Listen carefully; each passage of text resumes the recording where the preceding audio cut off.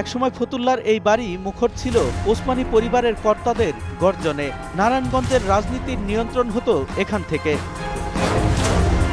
অনেকের আর্তনাদ মিশে আছে এই বাড়িতে। ৫ আগস্ট এখানে জ্বলে মানুষের ক্ষোভের আগুন। শামীম ওসমানের যে অবস্থান, সেই অবস্থান নারায়ণগঞ্জকে দুর্বিষহ করে তুলেছিল।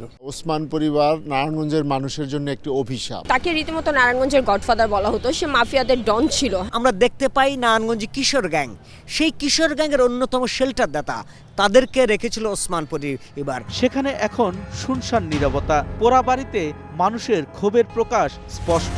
এটি নারায়ণগঞ্জের সবচেয়ে দাপটে মানুষ শামীম ওসমান, যার দাপটের খবর সারা দেশবাসী জানে, এবং সেই শামীম ওসমানের বাড়ির এই ধ্বংস অবশেষ আমরা দেখতে পাচ্ছি, এবং পুরো বাড়িটিকে একেবারে ধ্বংসস্তূপে পরিণত করা হয়েছে, এবং তাকে কিন্তু শেষমেশ বোরকা পরে পালিয়ে যেতে হয়েছিল বলে অভিযোগ রয়েছে। শুধু শামীম ওসমানের এই বাড়ি নয়, পোড়ানো হয়েছে তাদের আরও স্থাপনা, ভেঙে ফেলা হয়েছে পুরনো বাড়িও। আজমেরী ওসমানের ক্ষমতার চিহ্ন বহনকারী গাড়িও ভাঙচুর করা হয়েছে। দাপুটে ওসমানী সাম্রাজ্যের পতন হয়েছে। যাদের পদচারণায় কাঁপত পুরো নারায়ণগঞ্জ, তারা এখন পলাতক। কে কোথায় আছেন তাও জানেন না কেউ। ওসমান পরিবারের সদস্য দেশ জুড়ে তোলপাড়। ওয়ালটন ফ্রিজ কিনে আপনিও হয়ে যেতে পারেন মিলেনিয়ার। সদস্যদের বিরুদ্ধে এরই মধ্যেই হয়েছে একাধিক হত্যা মামলা।